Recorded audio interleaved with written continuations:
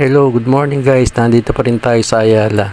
Nandito tayo sa SM Makati. Ito yung pinaka-likuan. Lang yung sa may tapat ng Dusit. Tani.